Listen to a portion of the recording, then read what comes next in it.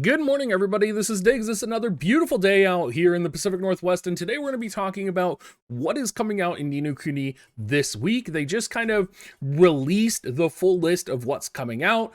Let's go ahead, talk about everything, and dig in.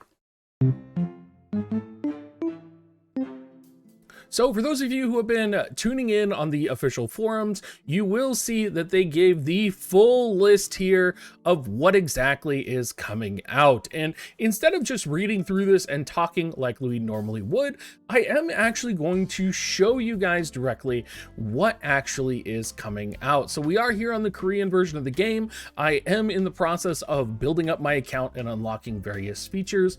The first thing that you're going to hear about is going to be that we are going to be getting the Zephyr mount. We're also going to be getting the Squibble familiar. So a lot of people thought Relics was coming out this week, but the familiar that's actually releasing is going to be Squibble. Now, if you're wondering who Squibby is, I have done a previous video on this familiar, and this familiar has changed since that video. So this is going to be a water support based rare plus familiar. And assuming that we get the Korean enhanced version of this familiar, gonna be very cool. Gonna give a HP bonus to yourself as well as your party members, which is very cool. The active ability is gonna instantly restore 10% of max HP plus 2000. And it'll increase attack by 10% for 7 seconds. And then in Familiar Arena, not the best in terms of healing. It's going to instantly restore 10% of max HP to an ally familiar in range, and it's going to decrease damage taken by 20% for 5 seconds. So really not the best familiar to be releasing. It's not going to be used for any of these special events that are coming in the future. So for the most part, I think you can skip Squibby. You know, we're going to have another healing familiar. We're going to have Petal come out in the near future, and of course we are right on the cusp of having both Aurora Lynx and Relics releasing, so you don't have to worry too much about pulling for Squibby. I would say just hold your tickets for right now.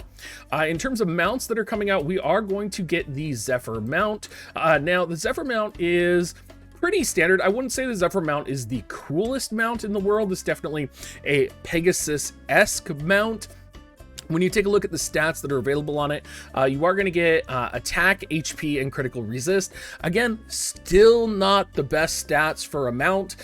You know, we would probably like to see something in place of that critical resist, but it's really not the worst thing out there that you can get. And of course, you get the 4 mount slots as well. And this mount, I believe you are going to have to pay for. So for those of you, I hope you're getting those $40 ready, because it just sucks in order to pay for all of these mounts. Now, we are going to be getting the autumn-based costumes as well. So let's go ahead and take a look. This is going to be my rogue.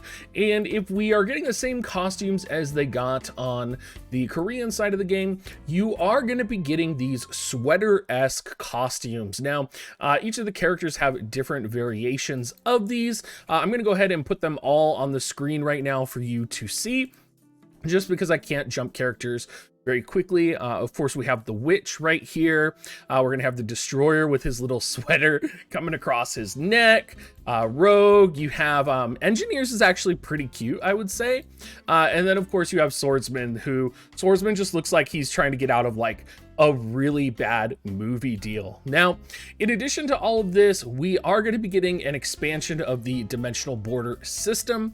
It is going to be the increased difficulty is my understanding, so like a tier 5 for all of them. Now, I didn't unlock dimensional border on the Korean version of the game, so I wasn't able to find out what the level requirement was for those yet. Again, I'm still working on it, guys, trying to get there.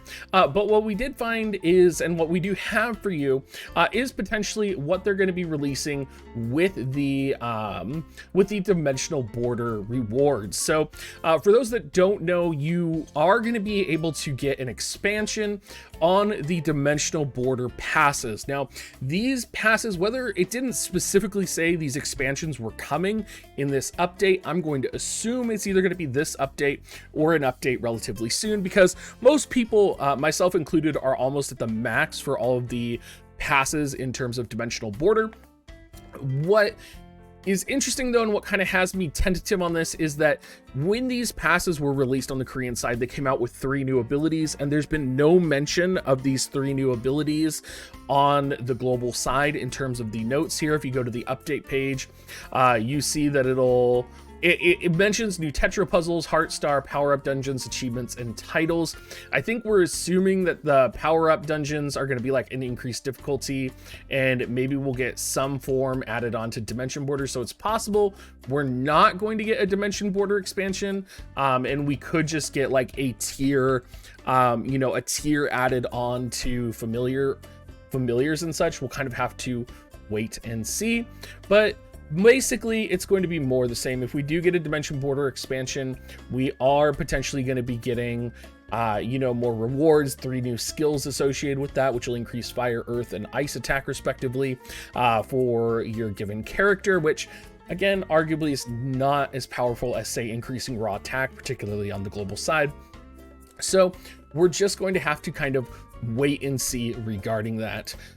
Everything else though that's coming out, I mean, we're gonna have the imprint event, treasure hunt event, level expansion celebration bonus, the cooking competition's gonna end. All of this is pretty standard. If you want to know what the Heart Star that's coming out is going to be, I did do a separate video on that as well. I'm pretty sure we can't see that right here. Let's go ahead and hop in and see if I actually can. That would be pretty cool if we could. Let's go into Heart Stars. So it would definitely be this one right here, and it looks like it will require level 100 to unlock. So if you aren't level 100, even the new Heart Star isn't really going to apply to most of you. So I wouldn't worry too much about that. Probably only, I would say, most people are not going to have access to that. Anyway, everybody, if you guys do have any questions, please drop them down in the comment section below. If you guys do like me playing the Korean version and kind of learning about it and sharing this style of news video with you, please let me know as well. This is a new style for me. Previously, I would just stay on the GL side, talk about it, and try and find like some web page to show you guys in relation. So let me know what you guys think, and I will catch you guys all next time.